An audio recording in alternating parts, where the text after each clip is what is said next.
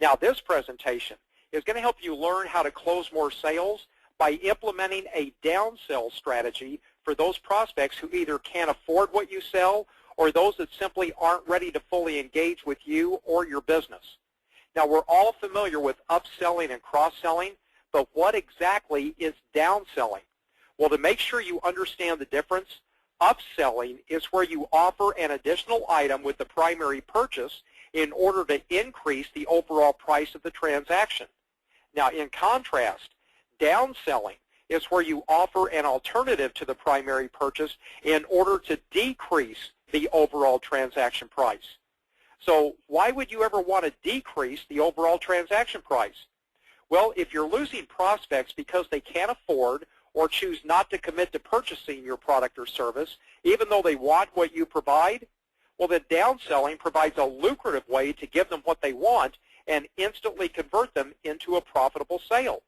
So simply stated, the downsell is where someone has declined your product or service offer and you offer them an alternative product at a lower price, which, by the way, you should always do. Now, this may be a smaller quantity package of your products or services, a lower quality item, a stripped-down version of your current offering that contains fewer bells and whistles, so to speak, or even a first-time buyer special purchase opportunity. The goal is to turn the prospect into a client, so you not only realize some short-term financial benefit, but you gain the opportunity to do business with them again in the future as well.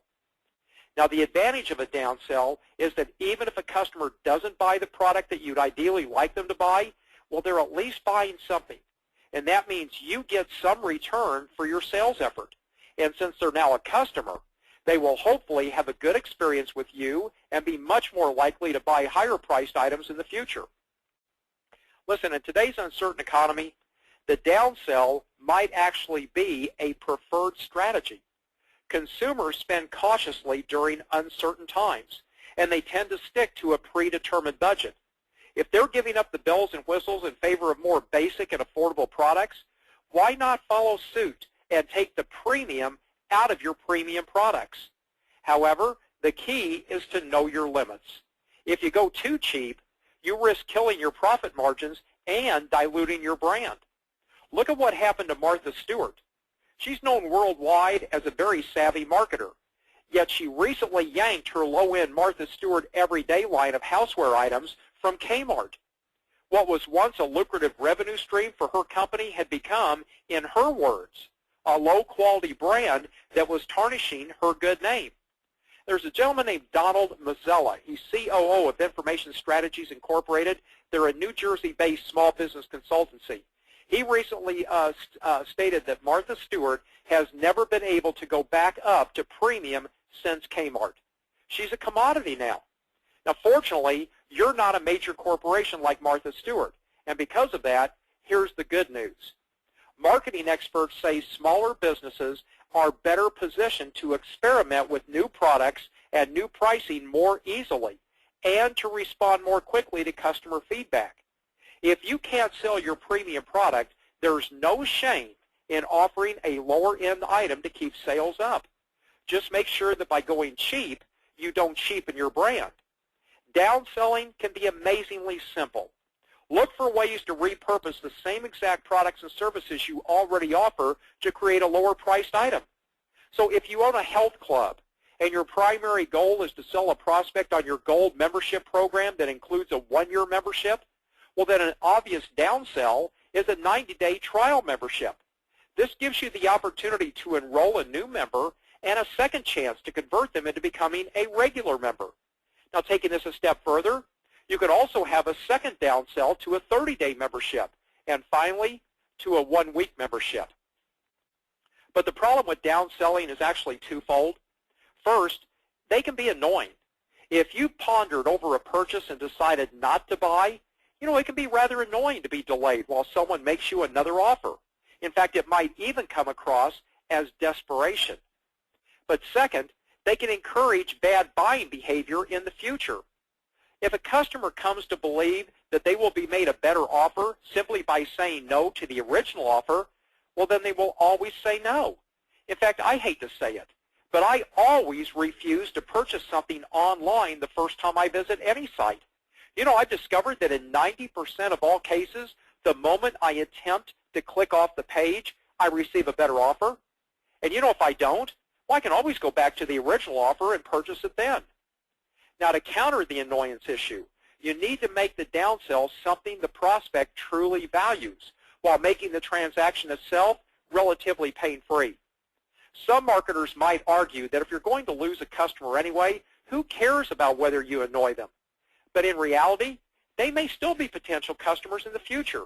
And you should always consider the fact that they can easily create bad publicity for you using social media if they find your process for downselling is annoying. Now, to avoid encouraging bad buying behavior, the downsell must not simply be a cheaper version of the original offer. It must be significantly different in some way which justifies the lower price, and it must also be perceived as offering value to the prospect. So, for example, a common offer in internet marketing is a free DVD containing training material. Well, a downsell could be a cheaper downloadable version with no physical DVD. Or it could be for less advanced training material that may be a better fit for the potential customer.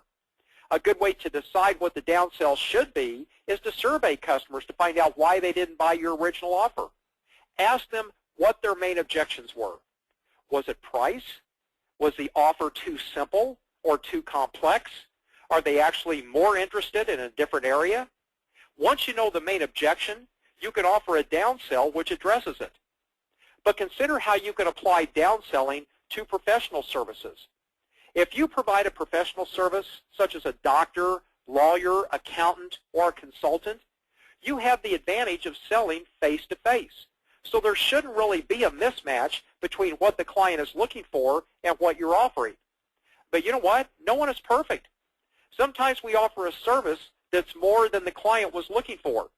Sometimes it's just not quite focused in the right area. Sometimes they realize they just don't have the money to afford the service we're offering. And sometimes they're just not quite convinced we're right for them. After all, they haven't seen us in action yet. Well, in these cases, a downsell can often help secure the sale. For example, if you've been discussing a consulting project with a client and they decide not to proceed at this time, well, perhaps a downsell to a training course in the same area would get them to agree. After doing a brilliant job with the training course, the consulting project may get put back on the agenda. Perhaps you proposed a major lead time reduction program across all the client's major factories, but it felt like too much of an undertaking for them. Well, you might be able to downsell to a pilot program in just one factory to help get things started. But when is the right time to downsell? Well, a downsell is most appropriate when you realize a client is not going to buy what you're currently offering. Now, just don't introduce it too early. You may just need to work through some objections to confirm the original sale. But listen, if you know a client is not buying, then a downsell can work. It's best to visibly rewind the discussions. So say something like this. John, it sounds like what I'm proposing doesn't fit well with what you're looking for at this particular time. Listen, do you mind if we backtrack a little and go back to some of the things that you were saying about the problems you were having with your lead times? So after you say that, then rework the problem and propose solution, then introduce the downsell. Now, a downsell can also be introduced later in the sales process. So for example, if you ran a campaign to sell a 10-day analysis project to a qualified list of companies, try contacting the ones who turned you down approximately 1 week later and offer them a half-day workshop that you're presenting on the subject. It could be that they were hoping to work with you, but just weren't yet convinced enough to justify the full 10-day project. A half-day workshop is much easier to buy and may give them the confidence to hire you for the big project, especially once they experience your talents and expertise firsthand. Now, in this case, you must be careful and have a logical reason why you're proposing something new which you didn't initially mention in your original proposal. So, for example, you might want to say something like this. John, we've had a number of clients express an interest in a half-day workshop on lead time reduction. Now, I know you felt it wasn't the right time to start up the analysis work together, but would you like to attend the workshop to get a taste of the information? So creating downsells like this can reopen the dialogue with a client who may not have been ready to buy, but who may have been close. And they're certainly closer to buying than a completely unqualified lead that you might be working on instead. But in order to downsell effectively, it's critical that you know your margins. And in this situation, I always look at my gross margin. Gross margin only considers the cost of goods, which is what you have to pay to produce the product or service and deliver it, and any sales commissions that must be paid on the sale. It does not account for overhead or miscellaneous expenses, since those are typically already covered by the initial sale. So I want you to think of a downsell as found money. Now here's an example. I had a client who helped prospects author their first book. He guided them in writing it, publishing it, and marketing it. He sold this package of services for $5,000, and he had an 80% margin, meaning that it cost him just $1,000 in hard costs to deliver this service. So that leaves him with $4,000 in gross profit. So what would happen if for every 5 prospects who express an interest in his service, if he manages to close only one of them? He obviously makes $4,000. But what if he could downsell the remaining 4 prospects to a slightly smaller program, perhaps one where they would work with one of his coaches instead of with him personally? They could acquire that program for, let's say, half price, $2,500, and perhaps he could finance that over 3 months or 6 months or possibly a year. If 3 of them bought that program and it still cost him the same $1,000 to deliver it, well, he just made an additional $4,500 with no additional work or effort on his part. Now, just be sure you never bastardize your pricing. Be careful to never give the impression you're discounting your price or service just to close a sale.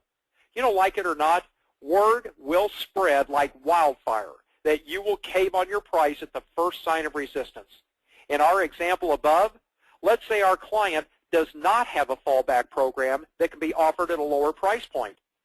Consider using what I refer to as a scholarship or a hardship program. See, this client could tell each prospect that they sound serious about investing their time, effort, and energy into writing and publishing their first book, but they're experiencing some financial challenges right now due to their specific situation. Well, the client could go on to explain that they have set up a hardship program where up to 3 participants are granted a special pricing waiver each month, and that to date, they have only used one of these waivers so far for that month.